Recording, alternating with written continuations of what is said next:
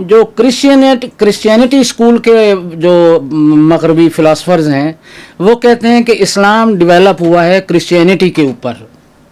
اچھا، اب بات یہ ہے کہ چونکہ یہ ٹریڈیشن جو مونوتھیزم کی ہے یہ ایک کنٹینیوس ایک پروسیس ہے جو ابراہیم سے چلا ہے اور آگے حضرت رسول اکرم صلی اللہ علیہ وسلم تک آ رہا ہے، تو اس میں ظاہر حضرت عیسیٰ کا بھی حوالہ آئے گا، موسیٰ کا بھی حوالہ آئے گا اور ابراہیم کا بھی حوالہ آئے گا، کیونکہ وہ اسی ٹریڈیشن کا نام ہے نا. تو قرآن نے ان کو لیا تو ہے کیونکہ توحید کا جو ہیریٹیج ہے وہ تو سب کا مشترکہ ہے، لیکن قرآن بیسیکلی مادیت پرستی اور پیگنزم بت پرستی کے اگینسٹ ایک اس کا جو بیسک جو کازیشن ہے اس کے آنے کی منظر پر وہ عرب بیک گراؤنڈ ہے. ٹھیک ہے نا، اس نے ایڈریس اولاد اسماعیل کو ہی کرنا ہے، اور وہ جو مشرکین مکہ ہیں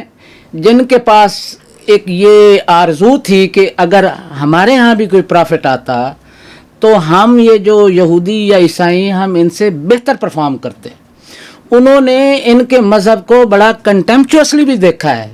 کہ یہودیت کی اور عیسائیت کی تعلیمات دیکھ کر وہ کہتے ہیں کہ پھر اس سے تو ہمارا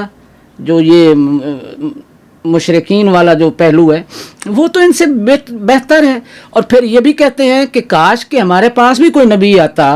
تو ہم ان سے ایکسل کرتے، یعنی ان کو اپنے پریکٹیکل ٹیمپرامنٹ پر اور جو ان کے اندر یعنی ابراہیمی روایات کی خوبیاں رہ گئی تھیں، مثلا حد درجے کے جو مہمان نواز تھے،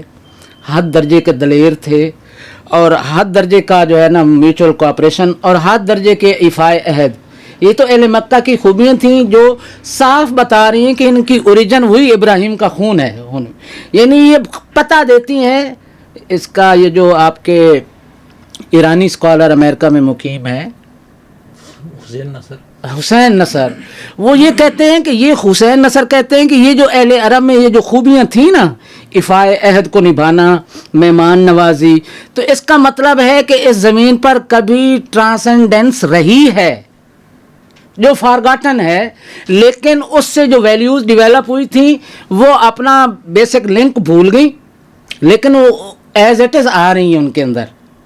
کیونکہ سب اولاد اسماعیل تھے، ابراہیمی خون تھا.